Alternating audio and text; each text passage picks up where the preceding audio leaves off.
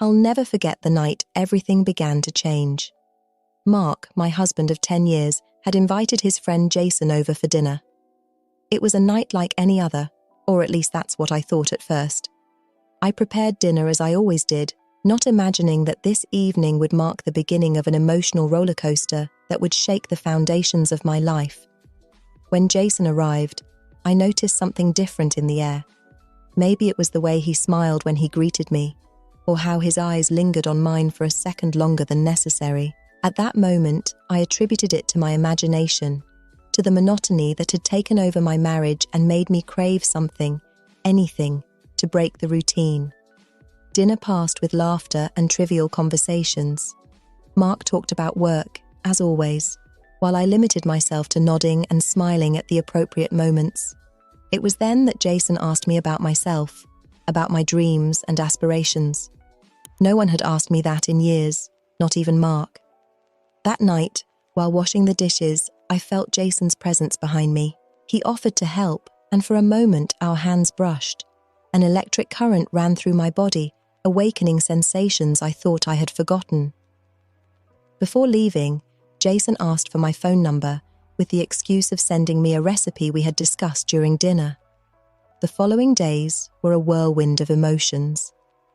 Jason and I began exchanging messages, at first about trivial topics, but gradually our conversations became deeper and more personal. I found myself anxiously waiting for each of his messages, feeling an excitement I hadn't experienced in a long time. Mark, immersed in his work as always, barely noticed my change in mood. He spent long hours at the office, and when he was home, his attention was divided between the TV and his phone. I felt invisible, like just another piece of furniture in our house.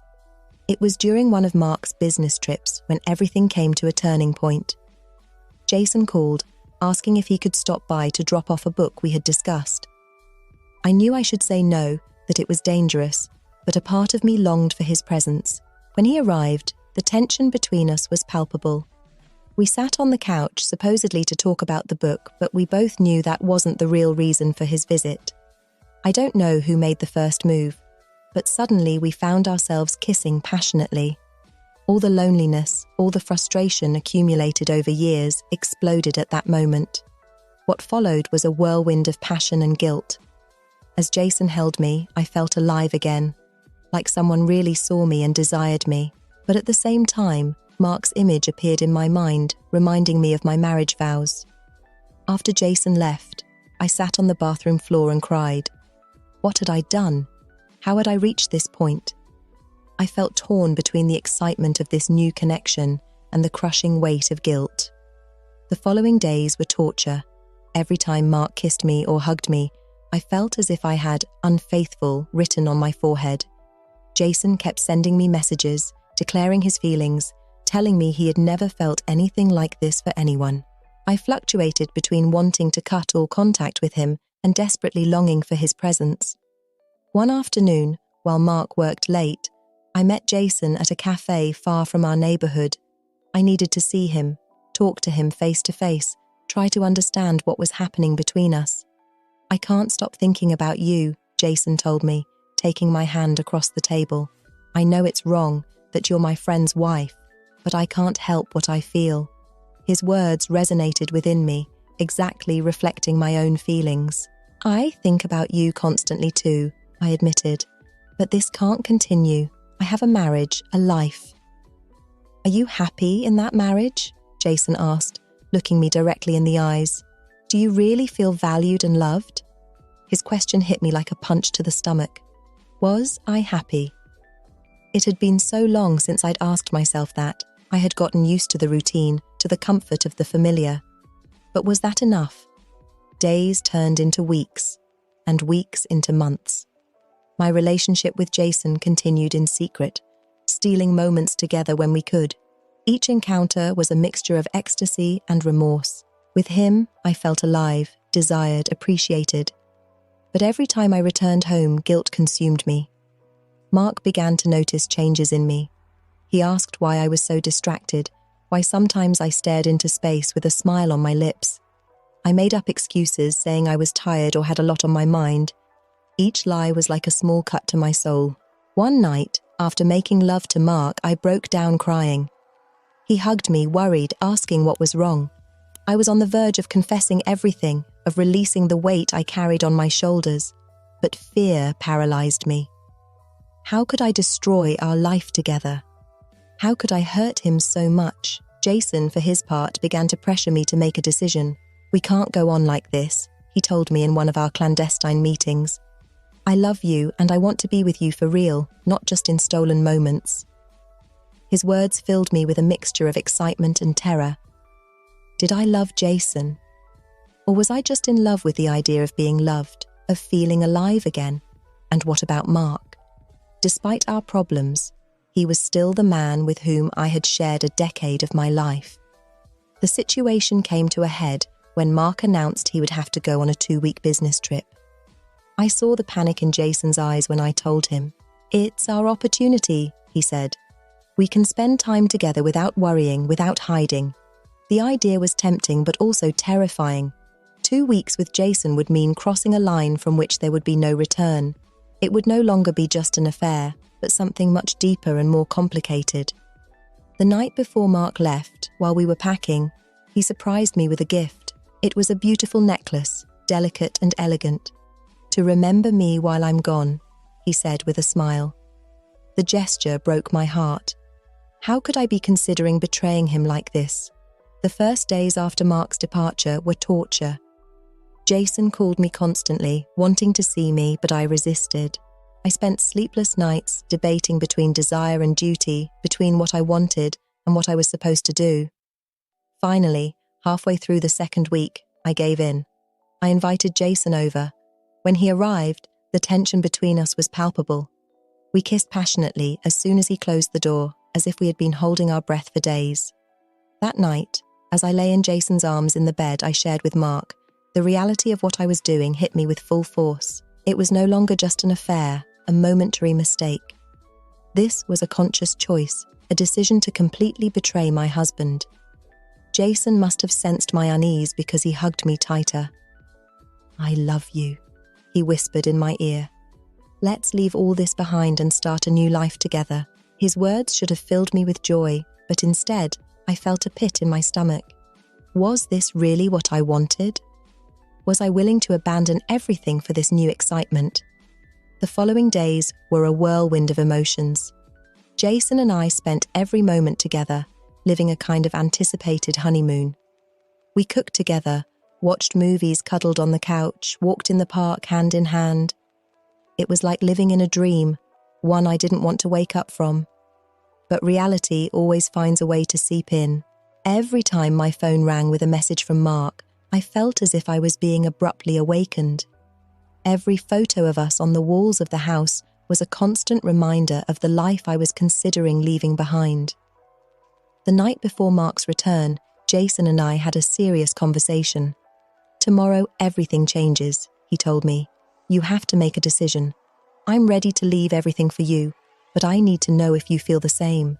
I remained silent, unable to answer. How could I choose between two lives, between two men, between two versions of myself?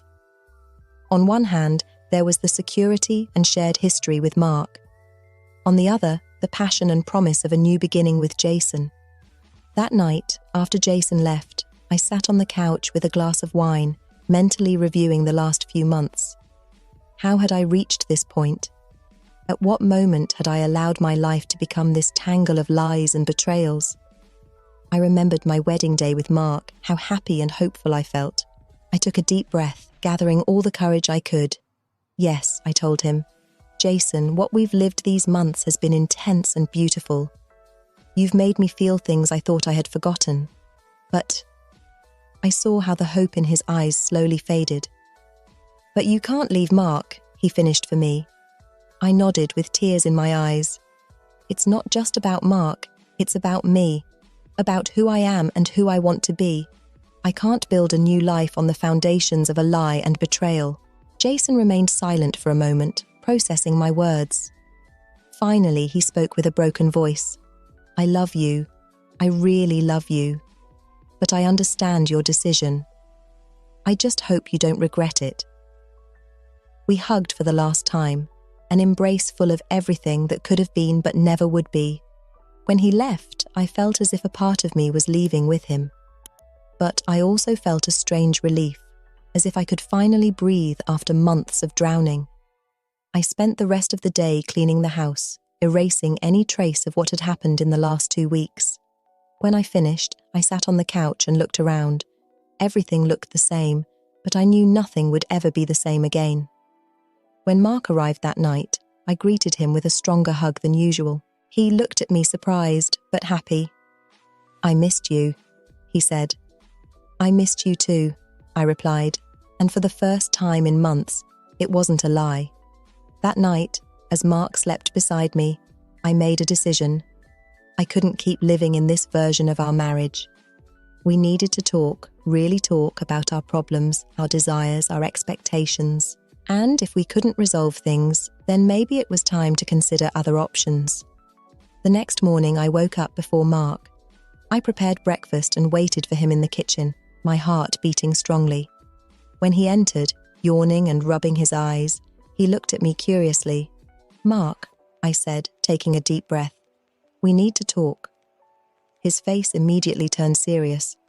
He sat across from me, waiting. For a moment, I considered telling him everything about Jason, about my infidelity, but I realized that would only cause more pain. What we needed was honesty about our feelings, not a confession that would only serve to hurt us more. "I'm not happy," I began, "and I don't think you are either. We've been living like two strangers under the same roof, and I can't go on like this." I saw the pain in his eyes, but I also saw something else. Recognition. He had felt it too. "You're right," he finally said. "I've been so busy with work, so worried about providing and being successful, that I forgot the most important thing, us." We spent the next few hours talking, really talking, for the first time in years. We cried, laughed, got angry and reconciled. We talked about our forgotten dreams, our frustrations and fears. It was painful and liberating at the same time. Mark admitted that he had felt pressured to be the family's breadwinner, that he feared not being enough. I told him about my feeling of invisibility, of having lost my identity in our marriage. "Do you think we can fix this?" Mark asked me, with a mixture of hope and fear in his voice. "I don't know," I answered honestly, "but I think it's worth trying." We decided to seek couples therapy. We wanted to give ourselves a real chance to rebuild our relationship, to rediscover each other and ourselves in the process. The first sessions were difficult. Buried resentments, unfulfilled expectations, abandoned dreams came to light. There were moments when I thought it would be easier to simply give up, separate, and go our separate ways. The image of Jason, the promise of a new beginning, kept appearing in my mind in the most difficult moments. But with each session, with each honest conversation, I felt we were building something new.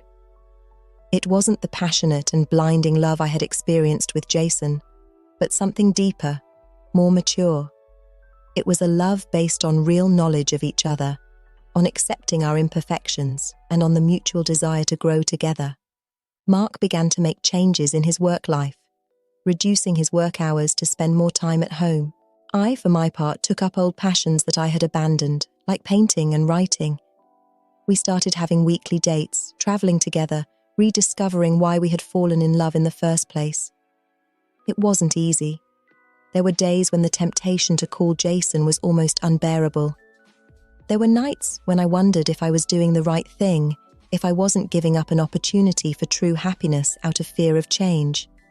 But over time, those thoughts became less frequent. I started to see Mark with new eyes, to appreciate his efforts, to fall in love again with his laugh, with the way he frowned when he was concentrating, with the way he hugged me at night. One day, almost a year after that conversation in the kitchen, Mark surprised me with a special dinner. He had cooked my favorite dish and put candles on the table. After dinner, he took out a small box from his pocket. "I know we're already married," he said, opening the box to reveal a beautiful ring. "But I want to ask you to marry me again, to renew our vows, but this time with a deeper understanding of what it really means to love and commit." Tears were running down my cheeks as I nodded. At that moment, I thought about Jason, about the life I could have had with him. But I realized I no longer longed for that life. What Mark and I had now was more real, stronger than any fantasy of a new beginning. That night, as I lay in Mark's arms, I reflected on the path that had brought us here. The infidelity, the pain, the near breakdown of our marriage. It had all been part of a difficult but necessary process of growth. I realized that true love isn't always easy or comfortable. Sometimes it requires hard work, brutal honesty, and the willingness to look at our own flaws and those of our partner. But when cultivated with patience and dedication, it can bloom into something beautiful and lasting. I never told Mark about Jason. I decided that burden was mine to bear, my constant reminder of how close I came to losing something precious for the illusion of something new and exciting. As I fell asleep that night, I felt a peace I hadn't experienced in a long time. I knew our path wouldn't always be easy, that there would be more challenges ahead. But I also knew that now we had the tools to face them together. The next morning, I woke up before Mark. I watched him sleep, his face relaxed and peaceful.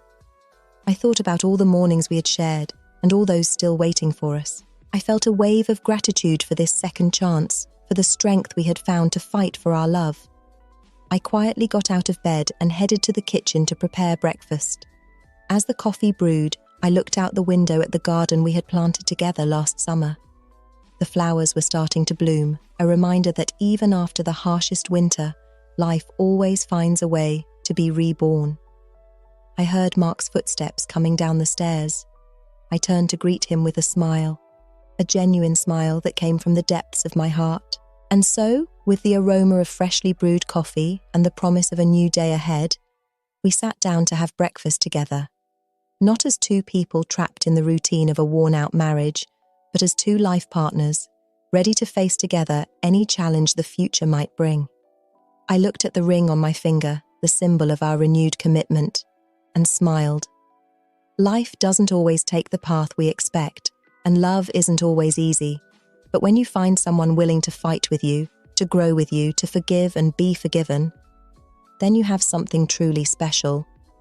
My affair with Jason had been intense and passionate, but ephemeral. What I had with Mark was lasting, deep and real. I had learned that true love isn't just about butterflies in the stomach and moments of unbridled passion. It's about choosing someone every day, about working together to build a shared life, about supporting each other in good times and bad. As Mark and I planned our vow renewal ceremony, I found myself thinking about all the couples who give up too soon, who don't give themselves the chance to rediscover and reconnect. I wanted to shout at them not to give up, that true love is worth fighting for. The following months were a whirlwind of preparations and anticipation. We decided to do something intimate, just with our closest family and a few friends. I wanted it to be completely different from our first wedding, which had been a big celebration full of expectations and naive promises. The day of the ceremony arrived faster than I expected. As I put on a simple white dress, very different from the elaborate wedding gown I had worn years ago, I looked at myself in the mirror. I saw a more mature woman, with some wrinkles around her eyes, but also with a wisdom and strength I didn't have before. When I saw Mark waiting for me at the end of the aisle, with a smile that lit up his entire face, I felt my heart swell with love. This man, who had been by my side for so many years, who had fought with me to save our marriage, who had forgiven me without even knowing the magnitude of what he had to forgive, was truly the love of my life. Our vows were simple but profound. We promised not only to love each other, but also to respect, support, and grow together. We promised never to take our love for granted, to work every day to keep it alive and strong. When the officiant declared us husband and wife, again, and Mark kissed me, I felt as if we were closing a difficult chapter of our lives and starting a new one, full of possibilities and hope. During the reception, as we danced our first song as a renewed couple, Mark whispered in my ear, "Thank you for not giving up on us, not." I felt a lump in my throat, thinking about how close I had been to doing just that. "Thank you for fighting with me," I replied. That night, as we prepared to leave for our honeymoon, another thing we hadn't done the first time, I looked around the room we had shared for so many years. It had witnessed our joys and sorrows, our fights and reconciliations. Now, it seemed filled with new energy, as if reflecting the renewal of our love. As Mark loaded the luggage into the car, I paused for a moment on our house's porch. I thought about Jason for the last time, silently thanking him for the lesson our brief affair had taught me. Thanks to him, I had rediscovered my capacity to feel, to love passionately. But thanks to Mark, I had learned the value of lasting love, of true commitment. "Ready for our new adventure?" Mark asked, extending his hand to me. I took his hand, intertwining our fingers. "With you, always," I replied. As we drove away towards our future together, I felt filled with a peace and joy I hadn't experienced in a long time. I knew life would bring us more challenges, more moments of doubt and difficulty, but I also knew that, whatever happened, Mark and I would face it together. Our love story wasn't perfect. It had been marked by mistakes, pain, and had almost been lost. But it was our story, and now we had the chance to write a new chapter, one filled with love, understanding, and a deeper commitment than ever before. As the sun set on the horizon, painting the sky in shades of pink and gold, I felt a deep gratitude for everything we had been through. Every tear shed, every moment of doubt, every difficult decision had led us to this moment. I looked at Mark, who was driving with a calm smile on his face, and knew I had made the right choice. True love isn't always easy, it isn't always perfect, but when you find it and fight for it, it can be the most beautiful and rewarding adventure of all. And so, with a heart full of love and hope, we headed towards our future together, ready to write the rest of our love story, one day at a time.